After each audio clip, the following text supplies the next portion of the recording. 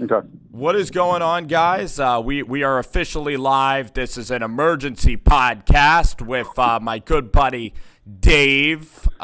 This is kind of exactly like the Bill Simmons show, you know, when he has those emergency podcasts, Dave?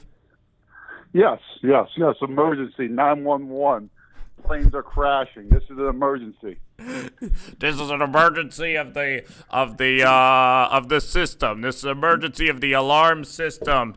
And the fact that it's an emergency is that we might get a crap ton of views because on YouTube, the key to YouTube is just all about when you upload a video, you know?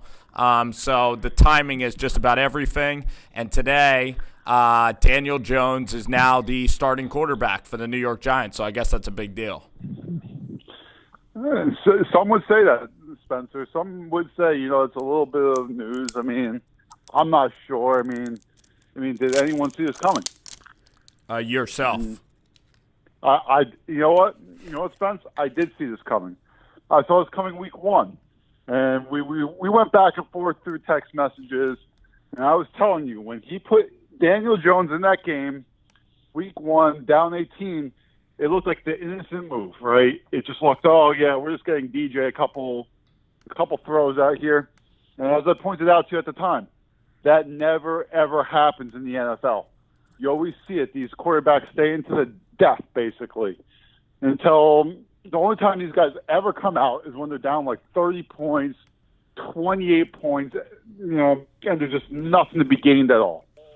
Mm-hmm. So, and that's just basically what it is. We can't even judge Pat Shurmur as a coach at this point until now. This is who his guy is. This is what he wanted, and now we can officially start judging Pat Shurmur. I think we know what the outcome is going to be, but now it is. No, I'm happy, and here's the thing, like, it's real bullcrap, and, we're allowed to curse on this show. I'm just going to say it right now. This is the only business that I really own, and it might be the only business I ever own is my own YouTube channel, not to brag.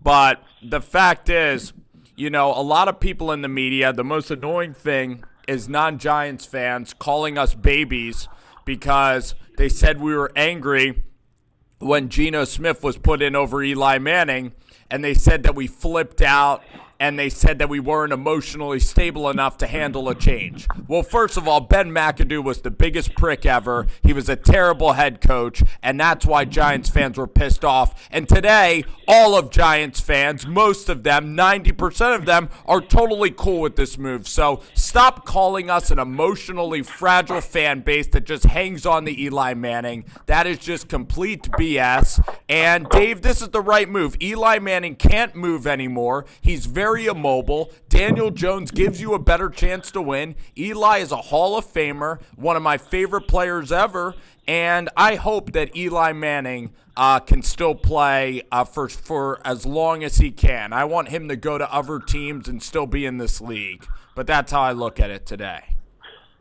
I mean, and one of the things, a lot of my friends will point out to me, hey, Eli, the Giants, they extended Eli. They paid him $20 million. This makes no sense if this is what they were going to do. But the Giants really started seeing the writing on the wall week two.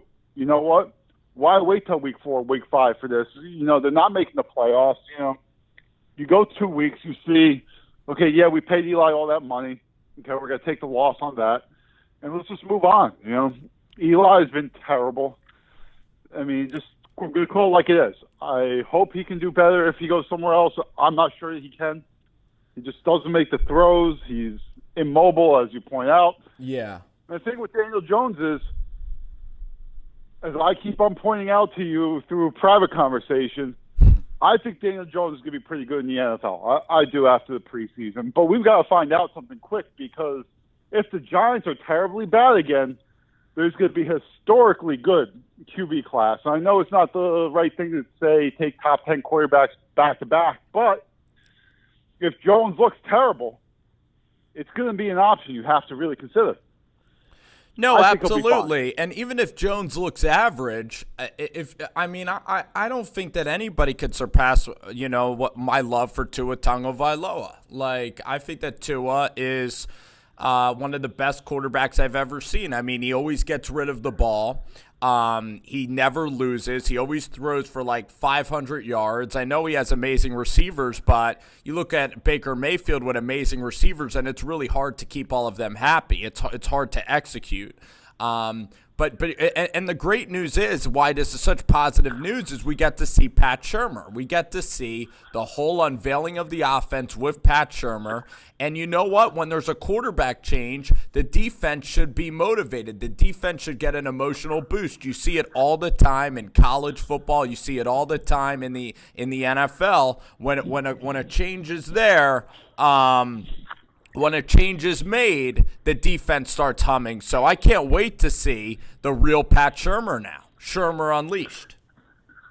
And another thing is here, talking about Pat Shurmur unleashed, is now you think you've got a guy with decent mobility and something like and stuff like that.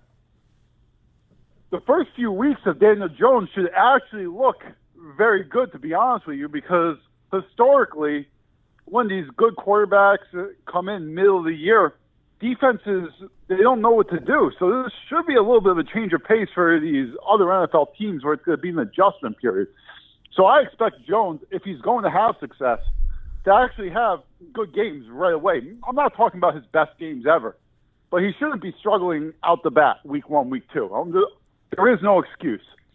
So Eli and Daniel Jones are two different guys.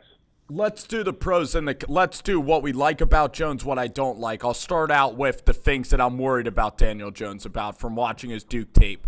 I'm worried about him lobbing the ball. I'm worried about him having the arm strength to throw 50-yard, like pretty good deep throws. I'm worried about his arm strength a little bit still. And I'm worried about him in terms of, he a lot of times will hang back and hold the ball too long. And oftentimes it seems like he's throwing off of his back foot. So I'm worried. I want to see velocity, and I also want to see decisive decision-making from Daniel Jones. Those are my two big kind of concerns or stuff I want to see. Yeah, I mean, me personally, I'm not worried about anything we saw at Duke, because he played in a system where not one player on his team during his time, if I'm not mistaken, got drafted, offense or defense. So it's very hard, some of these things, to break it down. They'll show. I see these highlight tapes of Duke misses, or where Daniel Jones, this would have been a pass, it would have been caught by an Alabama player, all that stuff. So you get the hypotheticals, all that good stuff. I agree with the deep balls, but it seems like in the NFL now, some of these offenses, it's like they keep everything within 25 yards, and the question is, can he make the one throw of 25 plus a game? All you need to do it is one time. Can he do it? I think in the preseason he showed against Cincinnati a couple of those throws that he can. It's all going to be, you're right, all the quick read stuff. Can he do that? Can he step up in the pocket? And this is going to be something that Eli has not provided for the Giants. Step up and get 5, 6, 15 yards on a run every once in a while when the defense is just absolutely giving it to you. And I think he'll be able to do that at this point. And I think that's a dynamic that we're not calling him a scrambler, but it's a different dynamic to the offense that someone's at least going to have to respect it just a little bit. Maybe open some things up for the receivers. The one thing that I saw in the preseason that gets me giddy about Jones is this guy is a thoroughbred. He is a really good athlete. He's really fast in terms of breaking out of the pocket. And even on these screen passes with Shurmur, he wants mobility in terms of a guy with screen passes. And the thing about Jones that was so good in the preseason is that he didn't get sacked a lot. And with Eli Manning, there is no mobility. He played against the Buffalo Bills like he was 60 years old, and that is just the fact of the matter, is that he is unable to even move. He literally looks like he's going to, I know that this is going to sound harsh, but the guy literally looks like a nursing home kind of quarterback. And that's why for this season, if the Giants can go to Tampa Bay, and it's a very winnable game against a crappy quarterback, against an old coach, against a historically terrible franchise, going to their stadium, which is going to be filled with Giants fans, the half-filled Tampa Bay Stadium, one of the worst fan bases in the league. I'm roasting Tampa Bay pretty hard right now, and I feel good about it. I think that Tampa Bay I think the Giants, if they beat Tampa, they're then going to play the Redskins, and it's going to be 2-2. Suddenly, the season and Pat Shurmur is going to be saved to a point, and we can hit the reset button on this mess. What do you think about that? I mean, if that's the way it goes down, then yeah, you hit the reset button on the mess. I mean, personally, I think that they can. I think that this game is prime for a Giants win this week. I don't know that we then go and beat the Redskins just because inconsistencies on the defense. But you know what? This is what you're gonna have to judge Pat Shurmur on. I bet you he said to Mara, "Hey, if you're gonna fire me, it's got to be with my guy. It's got to be with the guy we drafted. It's got to be with the guy that Dave and I drafted." All that because he's been doing it since, pretty much week 2 of the preseason. He's been throwing the hints out there. If you really start taking them, this is his guy. He never believed in Eli. And you can't, as a starting quarterback, you're not going to win if your coach doesn't believe in you. And it's just it's what it is.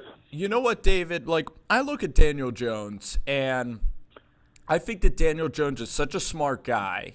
I think his game is a little bit more conservative than Eli Manning, so I think you're going to cut down on the turnovers. He could even be a better football player. There's a lot of hope for Daniel Jones. I don't think that there's going to be that much of a leap between Jones in year 1 and like Jones in year 4. And with this schedule, you play the Arizona Cardinals, who are a joke of a football team all around. You're playing the Detroit Lions on the road, Tampa Bay, the Redskins, a Minnesota team that is very inconsistent. You're never going to have an easier schedule in your life than this season. So Pat Shurmur better start improving and winning games, or he's flat out not going to take you to the promised land. So I think that you got to win these games, and you got to see improvement. I mean, just because it's a rebuild doesn't mean that you can completely suck and have it be okay. Like, here's the analogy, Dave, that I want to point out to you. It's like I'm a terrible golfer. I don't have a lot of talent in golf, but it's like I continue to practice horrible things and get worse and worse.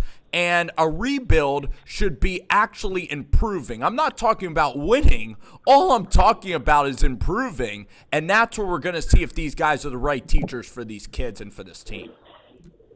Yeah, I would agree. I would agree with that, and that's why you have to go to Jones now. You got to see is he the progress in the rebuild? I mean, rookie quarterbacks. I think those excuses have gone out the windows. Maybe in early 2010, where every rookie quarterback basically comes in and starts year 1. So, I mean, it's going to be a very interesting dynamic. I'm really excited. I'm excited about Daniel Jones. I love that he's a smart quarterback, that he's 6'5", that he can run around. When you start watching the other quarterbacks like a Kyler Murray, a Dwayne Haskins, he was the best guy in the preseason by a mile. And if Dave Gettleman can hit on Daniel Jones, and he's good enough. And now, David, it's time to start taking the kid gloves off of Saquon Barkley. I mean, you talk to fans that aren't New York Giants fans, and Saquon Barkley's the most annoying player in the NFL because he's so propped up, but he hasn't won anything or done anything. Now, he's rushed for a lot of yards, but it's time to see Saquon start winning these games. And what are they waiting for? It's time to slam Saquon Barkley and run him into the ground and give him the ball like 30 times and let this offensive line start mowing people over. And that's where, that's been the most telling sign has been Saquon Barkley, that they're not all in on the season. It's because, exactly as you said, what did they do the first drive last week? They give the ball to Saquon 4 times, boom, boom, but it's like 4 times in a row. Give it to him. He breaks a big run, 55 yards over the drive, touchdown. And then, like, the next game, the rest of the game, it's like they only gave him the ball twice in a row, like the rest of the game. They got to get to a point where they say, you know what, Daniel, this is going to be Saquon's drive. We're going to give him the rock 5 out of 6 times, 7 out of 8 times. And our offensive line, which is capable, just we're gonna run this ball. We're gonna run this ball. We're gonna run this ball because we have the best back in the NFL. It doesn't seem like they really want to do that.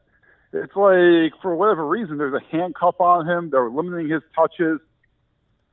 it's almost like they have conceded that they're not that good, and we don't want to wear him down for year 3 and year 4, which is semi-ridiculous to me.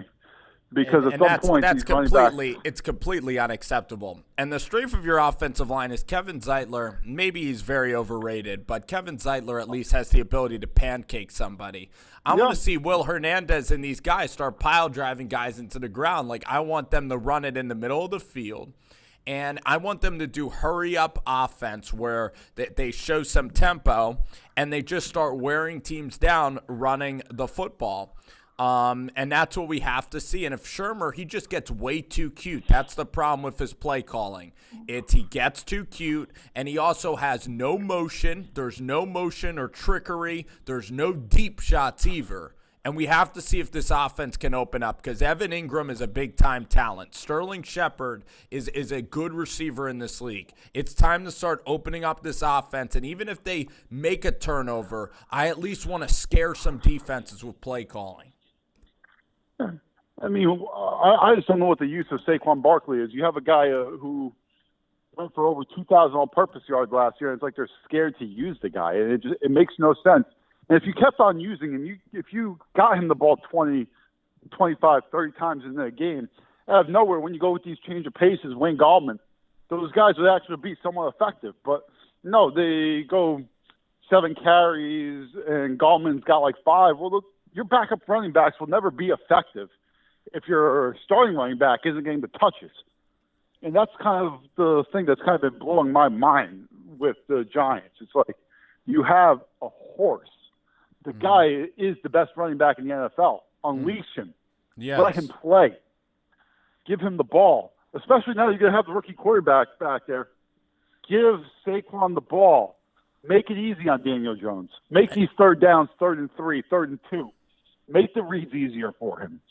Make the linebackers respect the run. The safeties respect the run. And then I think you'll see a great Daniel Jones too. But if they're not going to do that, Daniel's probably going to struggle a little bit because they're going to have to run the ball for him to have some success. Yeah, I don't want any hurry-up offense. Dave, I actually have something in my room that I'm gonna come back in literally 10 seconds with a Colin Cowherd analogy. So everybody stay tuned. I'm gonna figure this analogy, and David, I'll be back in like 5 seconds. Okay. Okay.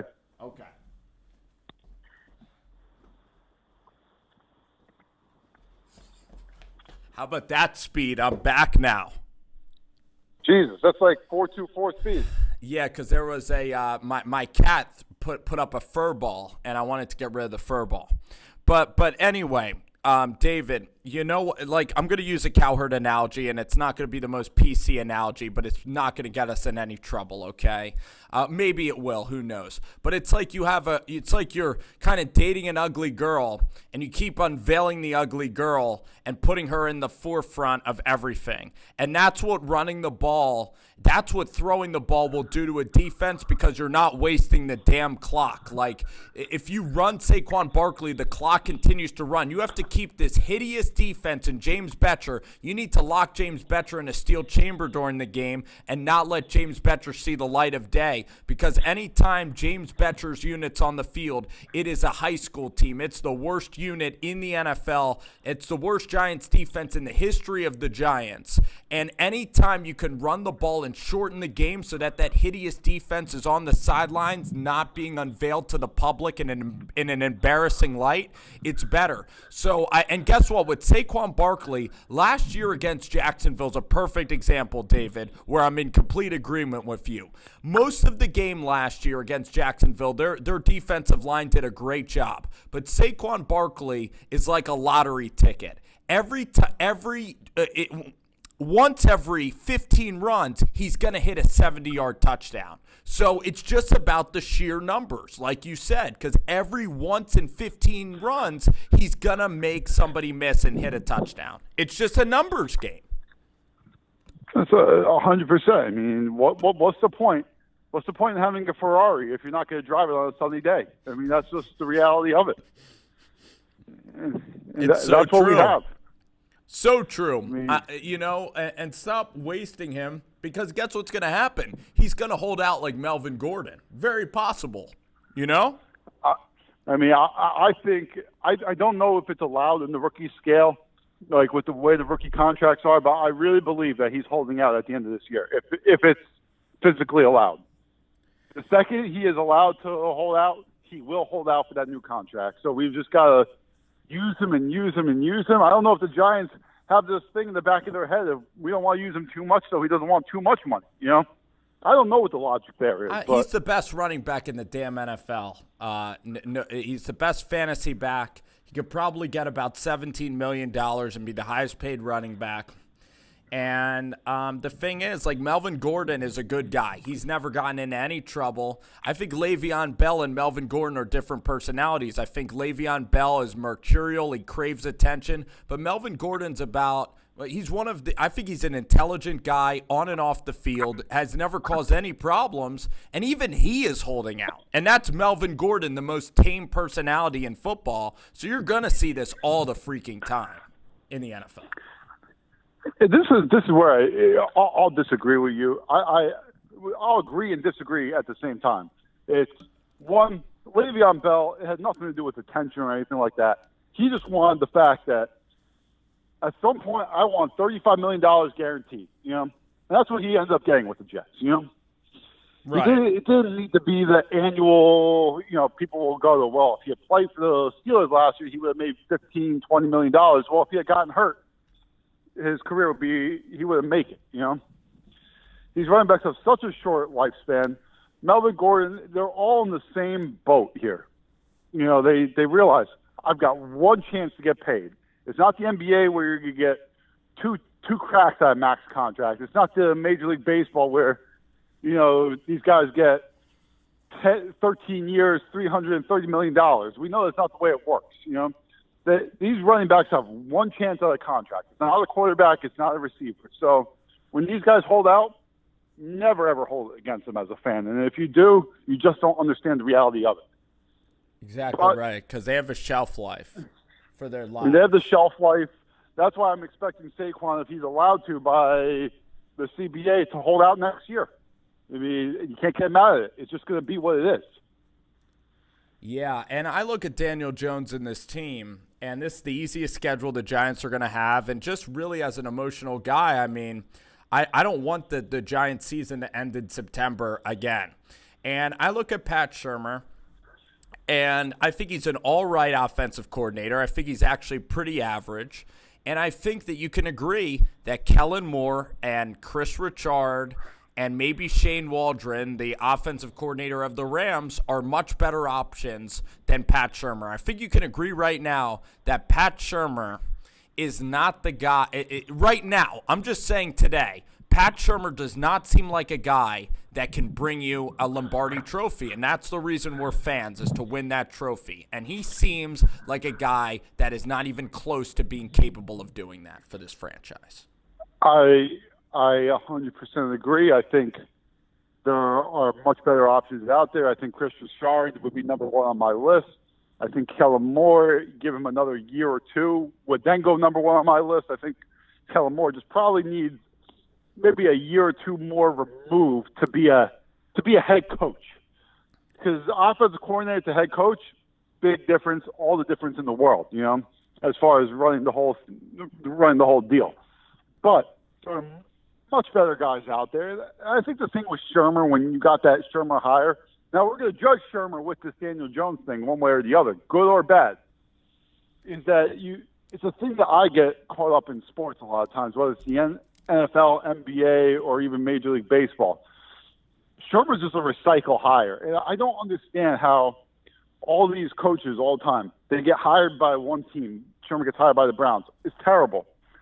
Goes to Minnesota, has okay success with them. You know, they didn't go to the Super Bowl. You know, their offense was good for a year. And then out of nowhere, let's rehire the guy who was terrible. We already know is a known commodity that was terrible. So, you know, go with the newer guys. Find something that may work, because Shurmur's nothing in this league. Has never been anything. 6 of his 7 seasons, what has he started? 0-2.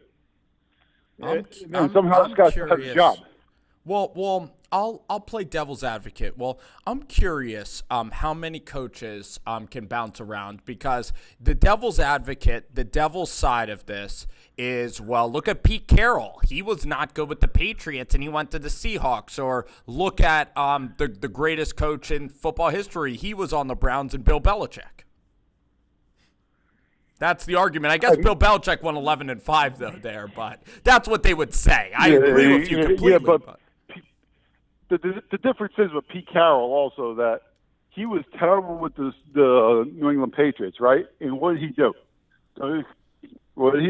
He took a step back and went into college. Southern Cal. And he was Southern Cal, all right? And took a dying Southern Cal program, all right? And Pete Carroll really figured out his way, there. He cheated. He paid every player that he needed to pay, He did whatever he had to do to get the wins, actually, they lost all those games now, according to the NCAA, if that's what they want you to believe. But, Southern Cal actually. Oh, yeah, those fans are crying, David. I mean, how heartbreaking all those national championships and now those memories, they have amnesia. They can't remember Reggie Bush. He never even played. It's amazing that Texas in the Rose Bowl, the year they won 14-0, played a 0-13 USC team going into that game. Amazing. And beforehand, I was going to say it was the greatest game I've ever seen, or college game, but now it was 0-13, like it was just a regular. It just didn't even, it was just like a Kansas. Texas I mean, how doesn't Texas blow them out? But that's a whole other story for another day. But right, But what I'm saying is, Pete Carroll took a lot of time. I mean, a lot of time, and changed his image. He went to another commodity. He was really good there. We know that. And a lot of his success with the Seahawks, if you realize it, was through the draft in his early years, because he knew what the NFL GMs and all of them didn't know about these players. And now he's just like okay to average coach. Exactly right. And how about number 3 helping him out from Wisconsin and NC State, Mr. Russell Wilson? How about him falling into the lap of Pete Carroll?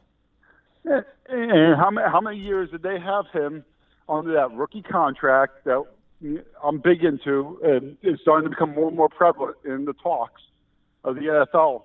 And the team was just a beast around him, This is my argument with just like I want to, because this is kind of what I want to talk about is, Kellen Moore, you're completely right. Like, you don't know how he's going to handle a big time corporation. Even Chris Richard is very, very emotional. He remember he nipple twisted the Eagles defensive coach, which I loved before the game. Like, he's fiery. He's very fiery. So a lot of teams are a little worried because he's not like a Mike McCarthy, so they don't know. Like he's a little bit of a risk because he's never been a coach. But the way I'd look at it is Richard and Moore are so good at their jobs that you have to try and upgrade. I think that these guys are very special, and Shurmur has never had success. He's bland. I think that Pat Shurmur is very stubborn. He doesn't really motivate a team at all. Like, he doesn't inspire guys. I don't think he does anything well. And we'll have to see like with this season. But I feel like this is a thing league-wide, David, in the NFL, is that owners are so afraid of being like Ben McAdoo. And this is my analogy quickly on Ben McAdoo. McAdoo was like, you're like a girl, and your boyfriend is the biggest jerk in the world, and you're scarred for months. And the Giants were scarred for months. So they're like, you know what? We have to get back to a respectable 8-8, 7-9, 9-7 coach. We're going to hire the safest, blandest guy and go right into the middle of the NFL so we don't get made fun of anymore. I think Shurmur in the long game is not the solution.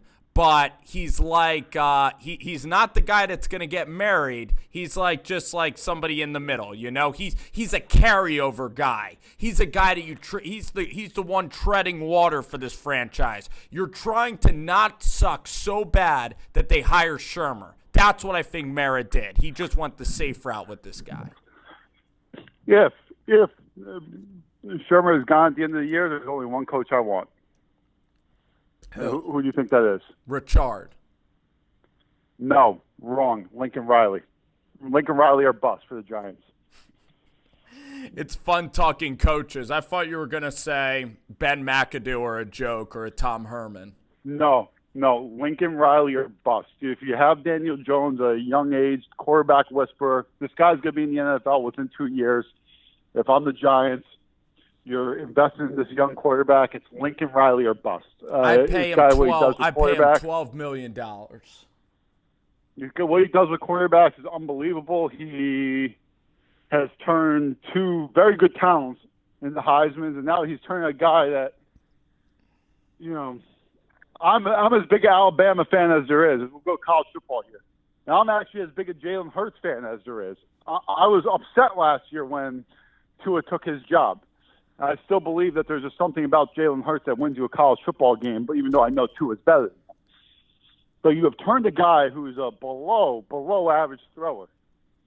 He's just throwing everything. This is his best work ever, Jalen Hurts. And if he can make this guy look like what people are now talking to be a first-round quarterback, this guy needs to be in the NFL tomorrow. I mean, this guy is unbelievable. Yeah, he is incredible. It's one of the most special things ever, and that's why Bob Stoops retired. He had to. I mean, there's a interesting article. Maybe it was like probably about a year ago today, somewhere in the middle of October.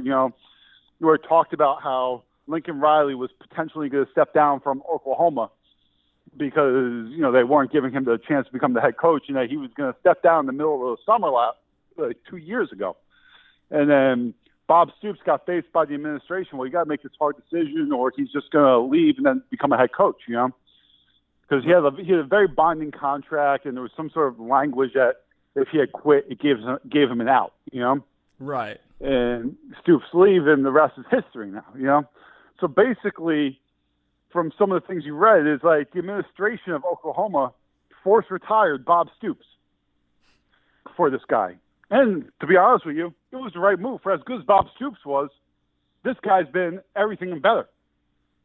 He has, and credit to Lincoln Riley too. Like some coaches just coach offense in a vacuum. He went and got Alex Grinich, and that guy looks really good. That Oklahoma defense looks a lot better. I mean, they're better. It's a better team. So I think that's the guy. If I'm any NFL team, I think he's the number one head coaching candidate in the NFL next year. I really truly believe that. It's a matter of does he want to come over. There's a lot of factors that go into that type of decision, but I think he would be the number one guy. Yeah, I would maybe go. I think that Kellen Moore it would be worth whoever the Cowboys. Kellen Moore is too unknown to be the number one guy in the NFL next year. Well, whoever the Cowboys don't hire is who I want. Whether it's Richard leaving or Kellen Moore. And we're definitely going to have these coaching candidates show. We can have a whole show about really off-the-radar guys that I can bring up to you for coaching candidates for the New York Giants. But we're talking here with Dave, Davey Longhorn. It is Rover Sports, the podcast. Speaking of Oklahoma, just to change gears a little bit from the New York Giants, I think Kyler Murray first, I'll ask you without giving my opinion. What did you think of Kyler Murray versus Lamar Jackson? I mean, the thing that is scaring me about Kyler and things like that. Hold on 1 second. Oh, you got Kyler Murray on the line? No, I got to sign a package for UPS or FedEx right here. I think it's my contract from the Giants coming in. Oh, my goodness. You want me to carry this then?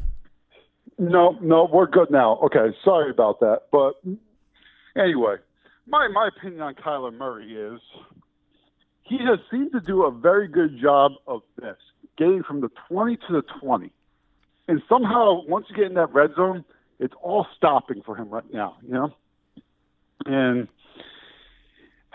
I don't know if this is Kyler Murray or this is Cliff Kingsbury, but for whatever reason, they can't get penetration when the field gets tight. And I don't know what to make of that yet. The one thing about Kyler that has really been concerning to me is that he won't run the ball. I mean, if this guy is going to be – he runs the ball less than pretty much most quarterbacks in the NFL right now. If he's going to sit back there and be a pocket quarterback, I'm sorry. Guy can throw the ball all day, but you're the fastest quarterback in the NFL. You got to step up and run. I think he's scared to run the ball. That's what scares me. Well, but at Oklahoma, he never took a shot, though. He never got hit. He slides. When he runs, he doesn't run through anybody. Like, literally nobody. He won't even take one lick at all when he runs the ball. Not one. So it's scary. I don't know what to you're 100% right.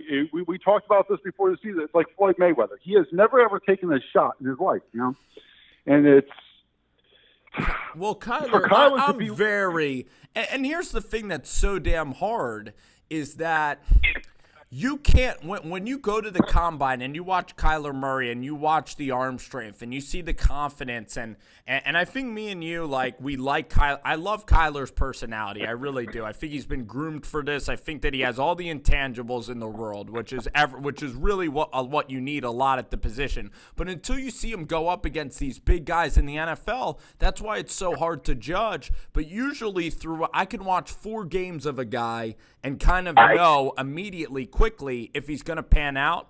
And the arm strength isn't even that good. The release is loopy. Like, when I look at Kyler Murray, his release is loopy. He doesn't have a lot of velocity on the ball. I mean, even his deep shots, Dave, were his receivers making really good plays on underthrown footballs. And the thing I'm going to talk to you about Kyler Murray is if you think Eli Manning is bad when there's pressure around, Kyler Murray will literally fold up tent. He'll literally drop to his knees and like supine just into the ground. He'll lay on his stomach when there's guys around him. I've seen that about 5 times from the guy. Haven't you seen that as well? I would agree with you. I mean, I don't know what the answer is because it seems like they do look good, moving the ball from 20 to 20 a lot of times. As I say, it's kind of like that bend but don't break. Those bend but don't break yards he's been getting. I mean, what do you have, like 350 in the air the other day? But I wasn't even impressed by that. I think that a lot of it was Baltimore letting them have it or coverage busts at times. I mean, in the NFL, you're not going to win games by scoring 3 points here, 3 points there, 3 points there. I mean, you're not going to win a lot of games that way. You got to put the ball in the end zone. And I'll tell you, Cliff Kingsbury his defense at Tech. He didn't take any responsibility. Like, at least Lincoln Riley takes responsibility for defense. And you're trotting out Vance Joseph, the offensive line. The whole franchise looks like it's in disarray. It's just I just don't really see a light at the end of the tunnel. It's really just with the Cardinals. I mean, it's great to be a billionaire like Michael Bidwell. But I think that this experiment is not going to work out, just from what I've seen in the 2 games. I mean, at best with Kingsbury, you give him time, you're going to produce some 7-9, 8-8 type seasons. I don't think that the way that Kingsbury is running this offense, it's just not for me. And I've told you this. I've long said this. Kyler Murray needs to be in a pro-style offense where he's rolling out, making quick throws, kind of using his feet in those type of ways. You just have him sit back there and try to make every read. You know what? I don't know that this is Kyler at his best form. I know we all know the scrambling and we get enamored with this stuff, but this guy is a pro-style quarterback and he needs more structure than just, okay, we're going to go 5 wide, 4 wide, and hit the open receiver every time. I don't know that that's him. Yeah, well, that was him in college, so I think he needs a running game maybe. Like, look at Jimmy Garoppolo, how easy it is when you run for 250 yards to have that running game. That's more of a pro-style offense, though. I mean, this is, So Dave, I'm going to unleash this take. I think it's a pretty hot take.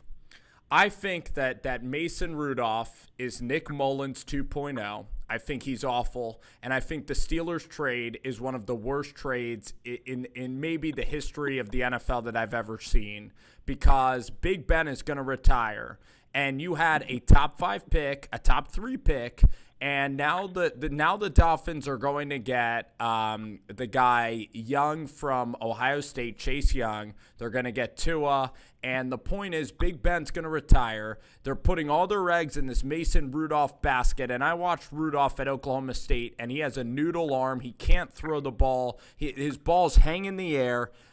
This guy is Nick Mullins 2.0. I think that this trade was absolutely brutal because they could have ended up with a Herbert or somebody special in this class. I think that the Dolphins own the trade. What do you think about the Minka deal yesterday? It's mind-blowing. It's mind-numbing, the trade. You're not going to get me to disagree on this take, and I won't. You won't fake this. It's mind-numbingly stupid. I think a lot of what your NFL experts and stuff like that. I haven't seen one person who has come out and justified this trade, why it's good for the Pittsburgh Steelers. And here's the reason. We're just going to go football personnel here. Then we'll get into the draft pick aspect of it. All right. Yeah. Minka Fitzpatrick. They need him to come in and play cornerback. That's their issue. All right. What has he been? This whole request of the trade started because the Dolphins want him to play cornerback. Forget the first round pick for just 2 seconds here. He needs to be a cornerback on the Steelers. That's where they need the help in the secondary. That's where they don't have it. This guy does not want to play cornerback. He made it very, very clear. That's why he requested the trade. I can't, for the life of me, figure this out. Like, from a football perspective, from the Steelers, other than that they're saying we're adding a very talented guy who's a very good player. Then let's get into the draft aspect of it. I mean, I think the thing with Mason Rudolph is in a bad division. They're probably picking it right somewhere between, I'll say 8 and 15. I'll give them somewhere between there. Maybe they can win 6 to 8 games. I think 8's way on the high end. How about 5? Maybe they can get to 6. But this also has the potential. You're going to take this from me. This also has the potential to be a top 3 to 6 pick, also. Right. So it's mind numbing. It's completely mind numbing. The fact that you have now, we want to build the steel curtain again with a defense that's far from it. You want Minka Fitzpatrick now. Like, the only logical place that you need him to play is cornerback, unless you're going to move your safeties to corner, which I don't see happening. So he's not going to be happy again, and I assume they'll put him back at safety. And this issue at cornerback they have right now is going to go untouched. And honestly, let's take this into a different perspective here, just on the Dolphins end. Everyone's going to get into this. They're terrible. They're terrible. They're terrible. Their management and all that, they should win Executives of the Year. They know that they're not going to be good. They're going to get the number 1 pick on their own. The Texans are going to be an okay team. That's going to probably be a top 20 to top 22 pick. They're not going to be that much better. And then the Steelers, you're probably getting a top 10 pick. They literally own the draft right now. They own it. They're like Oklahoma City. Yeah, they literally have 2 potential top 5 picks, which is huge in the NFL. It's an exciting time to be a Dolphins fan once Game 16 ends this year. So this is my theory, Dave. You ready for the theory on the Pittsburgh Steelers? I think that Mike Tomlin railroaded this in the 11th hour, meaning that Mike Tomlin is a dead man walking. He's been crappy for years, or he hasn't beaten the Patriots in a long time. He had the whole discipline issues with AB and Le'Veon Bell. And he's been a mess for like the past 3 or 4 years. He's a defensive guy. He's now adding a guy with big-time potential in Minka Fitzpatrick. And he needs to make a pledge to the Rooney family for him to stay employed, that this defense is going to be an absolutely awesome defense, so that when Pittsburgh figures out their offense, he's still going to be employed as a head coach. And that's why I think he wants Fitzpatrick, because he wants to load up his defense and put himself in the best light possible, just selfishly for him. That's kind of why I think he did the trade. I 100% agree with that. It goes to the theory of a few weeks ago when people were like, what were the Houston Texans thinking, giving up two firsts and a second for Laremy Tunsil? That only happens when you don't have a general manager and you have a head coach who, just as you said, has to put himself in the best light possible to his ownership. I mean, Bill O'Brien did the same thing 2 weeks ago with Laremy Tunsil. Did whatever it took to get the player and doesn't care about tomorrow. All he was focused on is today. And it's going to be something. Long term, we're going to have to see how it works. For the Pittsburgh Steelers, though, you've watched Rudolph a lot. I think that he is not even close to being a good starter in this league. I'm even though he's a second-round pick. Now, if Rudolph is decent, it might change everything, because I think the Steelers needed that pick for a quarterback, because Big Ben Roethlisberger is pretty much going to retire. He said he was going to retire before the year, so you need to fill that in. And you had the perfect scenario. I mean, you had the Curtis Painter year all lined up for you. It's unbelievable.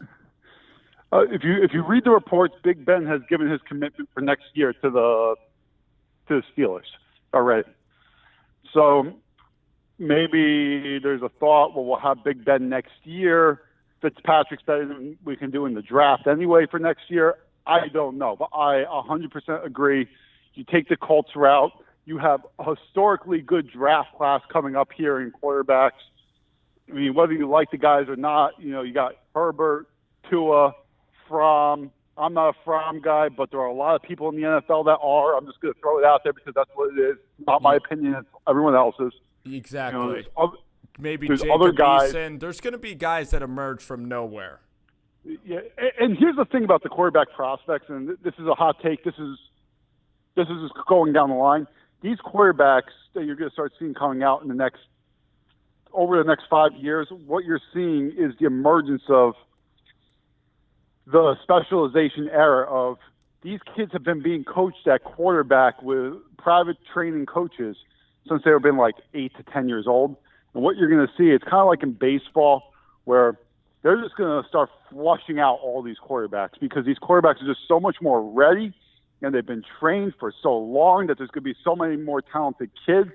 And it's going to make it a much more competitive position in the NFL over the next 5 years because you really are going to start seeing this generation of these kids. It's all they have done since, 10, 11, 12 years old. Quarterback, it's all they know. And that's what you're really seeing now.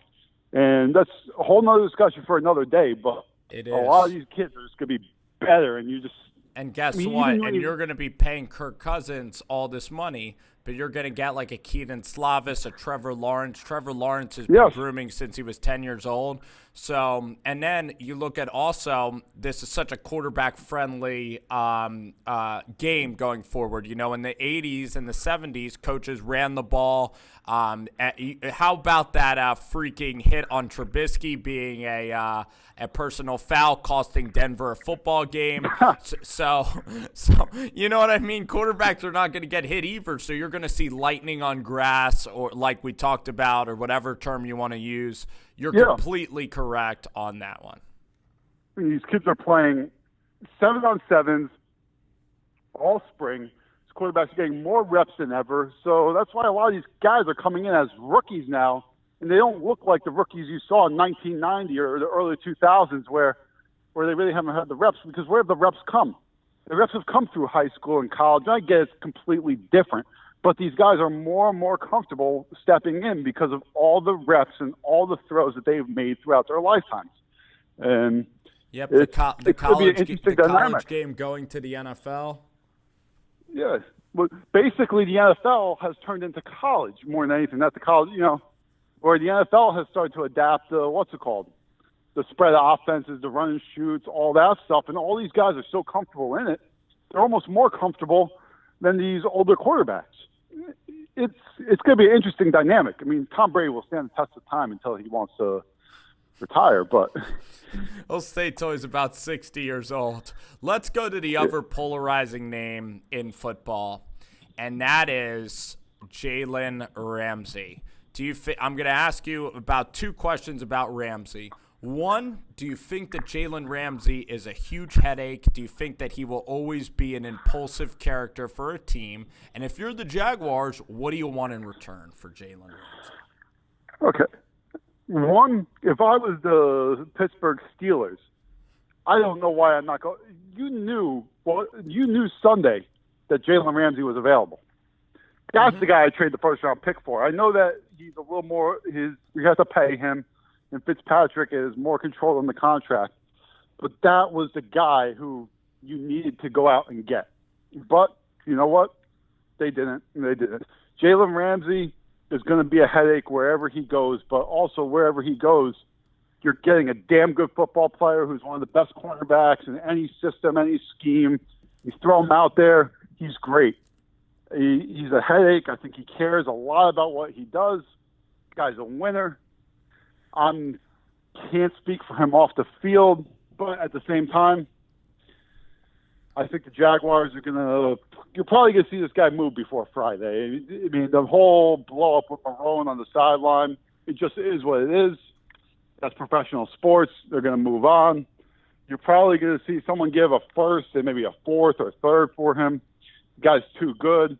The team I would look at is the San Francisco 49ers. That's the team that if I'm really circling and saying I need one guy, that's it. It's the 49ers. The team's very good defense. You get Ramsey, you plug and play him out of nowhere. You go from being a very good team in the NFC West, maybe the winner, to possibly the Super Bowl team out of the NFC, the way they've looked. I don't know. What do you think? That's interesting. And then you could pay him and then you'll pay him, but then you have to pay him a large sum of money. And but if you win a Super Bowl, you almost can give away a first and a fifth rounder for a Super Bowl championship. And actually that first rounder then is going to be the 30th pick in the draft. So your second round pick is going to be coming up pretty soon anyway. The way that I look at Jalen Ramsey, he could go to Derwin James and Derwin James' best friend. He could go to the Chargers. I think he is a terrific, terrific player. It would be so much better if he had like 3 years left on his rookie deal. Then it would be perfect. But having to pay him next year is tough. A lot of franchises like a Giants or like a Pittsburgh Steelers, if you're rebuilding or you're like an Indianapolis Colts and you don't really take any problems into your locker room, I am very worried about just his impulsive character. He just is he's kind of crazy. He really is. Like with Jacksonville, he's always been unhappy. He talked about Josh Allen last year. The guy is a loose cannon in a lot of respects. He is a hell of a football player, though. He produces, and man, for a rental, he would be incredible. But yeah, go ahead. Sorry, go ahead. Yeah, the thing about Jalen Ramsey, which it's just got to realize, Giants, Pittsburgh, those teams, no one's going to trade for him unless it's a contender. So that's going to be the very interesting thing. I think it's do like the Kansas City Chiefs take the risk on him. Which one of these contenders with the cap space is just going to say, we're all in on it, and this is our guy, this is our missing piece. And that's going to be, to me, the most interesting dynamic of the whole Jalen Ramsey thing. Someone's going to give up a first-round pick because, as you pointed out, it could be a late one. Which team is it? Yeah, I think the Eagles are a decent opportunity to go to Philly. Yeah, I mean, because you look at Jalen Ramsey, to me, you can cut out, I think there's about 8 teams that will possibly trade for him. I could be wrong. I really believe it's only going to be a contender, a team that's going to win now. And that's where I'm struggling with it. Like, is it the Patriots? They go out and they give a first-round pick for him, and they're just all in again for this year? Is it the 49ers, which makes – I think the 49ers are the team that I've done my quote-unquote research. I circle them as have cap space, could sign to a long-term deal, could afford to give up the pick, and they need that position. And if I'm the Jaguars, I look at Stidham as being better than Minshew. So maybe if the Patriots gave away Stidham as well, like try to get a competent quarterback for this year, maybe. Or I don't know. I don't know if Nick Foles is an answer whatsoever. With his injury history, I guess you're not going to really get an elite level quarterback, or a good quarterback. Would you look at like a Stidham though? I kind of would in that case. I disagree with that theory in the sense of I don't think you should play this game of. I don't think that these Stidhams or these Minshews long term, like Mason Rudolph, when you actually get long term, I don't think it actually matters. I think any of these guys are starters in the league. So, if you trade for him, my biggest fear is that instead of getting the pick that you could actually use to something to your franchise, you're just trading for a backup quarterback at best. When it really push comes to shove. Sarah says the Dallas Cowboys. Now I think that they're already really good in the secondary, but then they'd have Zeke and Jalen, from that draft class. I can't see the Cowboys unless they went true rental, and because they've already got Dak that they're going to have to extend. They're probably going to have to extend Amari Cooper, and I can't imagine that they're going to go out and then I don't even think they would have the money to go out and then pay Jalen Ramsey. So I can't imagine them, being that team, but it's very possible. Jerry Jones is ballsy enough to say, you know what, this is our year. I don't care if we resign him. It's worth it. It's possible. I'm gonna go ahead and read some of these questions or some comments. We have Sarah here. Uncle Lou is. I don't know if you've ever watched Uncle Lou, Dave, but he's a big Georgia fan. He's a friend of mine on YouTube, and I got to meet him a couple times. He makes some really funny Georgia Bulldog videos. He's a big college football guy. And certainly we could go rapid fire here, kind of. Last 15 minutes of the podcast. You ready to go a little rapid fire? Let's go rapid fire. Let's do rapid fire. Okay. First thing that comes to mind is we'll do a little college football rapid fire, okay? This is just my opinion.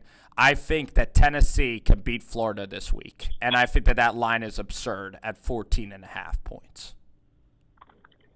I think Tennessee can cover. I don't think they will win a game there. Right.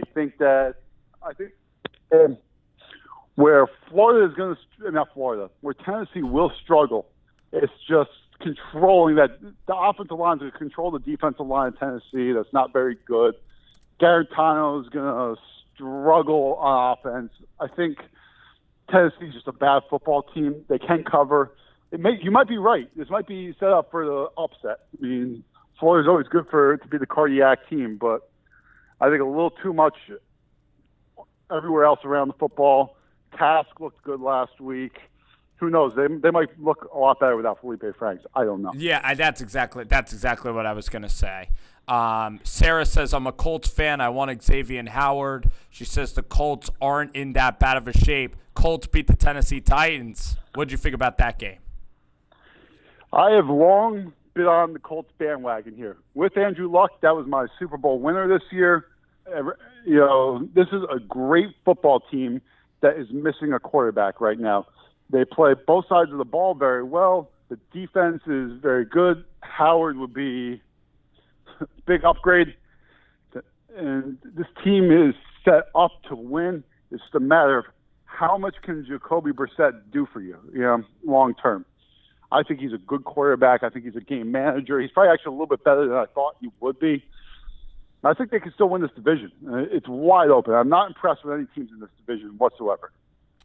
Are the Buffalo Bills a top 4 team in the AFC? Exclude divisions. If they played neutral site, is Buffalo a top 4 team in the AFC? Okay, so we got the Patriots, we got the Chiefs, obviously, are 1 and 2. Correct. So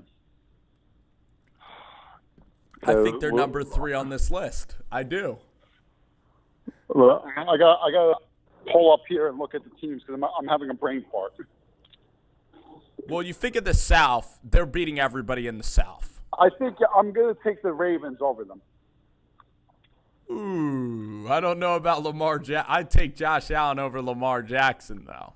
I would. And that Bills defense is better. I mean, the Ravens barely beat the Cardinals. I mean, just an opinion, I'll take the Ravens today over them. But honestly, Chargers maybe? At this, I mean, I think that the Bills are going to be a playoff team without a doubt, in my opinion. They've gone 2-0 on the road already, so they got obviously 8 more games at home. You play Dolphins twice now. That should be 4 wins that your count already are in your bag. I think they're definitely right there, 4 or 5 with the Chargers, Bills, Ravens, any order there. I think. Guess what? The Bills are going to start out the season 7-1 if they stay healthy, because they have the Bengals at home. They got to win that and go to 3-0. The Patriots at home is a loss, 3-1. But then they go to Tennessee. I think they can win that and go 4-1. They play the Dolphins 5-1. Eagles at home, I'll give them a loss, 5-2. But then they play the Redskins, Browns, Dolphins, Broncos. There's so many wins when you look at this schedule. They can literally be like 9-3. I actually think that they could potentially beat the Patriots at home. Always been a weird game for Tom, is that Buffalo game at Buffalo, it seems like, historically. Yeah. Or like those games that come down to last-second field goals, or that's like a game that they just, for whatever reason, they drop. Just historically, that's been a tough game for Brady. So it's going to be interesting. I mean, I agree. This Buffalo Bills team is very good. I have a lot of regard for the Ravens. I think the Bills are the 4th best team in the AFC if I had to do it today. Last big storyline before we wrap it up, and maybe we'll do another podcast at the end of the week, just kind of previewing the games, kind of giving some picks, maybe like a 40-minute podcast. Drew Brees, 6 weeks he's out. The NFC South isn't very good, but you have a couple of sneaky 1-1s with Atlanta and Tampa Bay. How's Teddy going to do? How's Teddy Bridgewater going to do with New Orleans? Is there going to be a big drop-off? Or I guess there will be a drop-off. How big will the drop-off be for the New Orleans Saints? So the New Orleans Saints, another team that, really by all rights should be trading for the Minkah Fitzpatricks or the Jalen Ramseys, right? Absolutely. What do they realize here? Yes. What do they realize here? This has potential. I think Teddy Bridgewater, I think the 6 weeks is going to be more like 8 to 10. You can quote me on it. I think that thumb injury just historically takes more than 6, It is what it is. I think 6 is like, he has a miracle recovery. But this team, Teddy Bridgewater probably gets them in a very bad AFC South. The thing that scares me with them is that they have the first-place schedule, so they're going to be playing all the other good teams in the NFC also. I mean, maybe 3-4 wins, but if they're out of it, Drew Brees, you won't see him again this season, and this is going to be the ultimate. Is this the last you really see of Drew Brees with the Saints, Or maybe ever. And you talk about Eli, Big Ben, all these quarterbacks kind of going down. Do you believe that we did talk about the Steelers? Do you think that Mason Rudolph? How do you think he will be? I want to hear I just want to hear a wild prediction here that we could go back on. 6-8 for the rest of the year. So they end up 6-10. And how is Rudolph? Is Rudolph okay? Is he good or is he downright awful?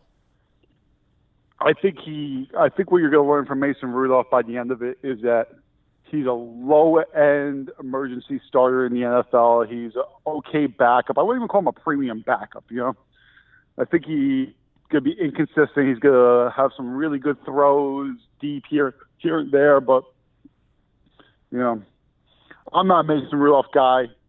I think the team around it, I think Fitzpatrick, will be able to win games. Mason Rudolph's not incompetent. It's not like you're going into the game if you're the Jets this week and you have Luke Falk as your quarterback.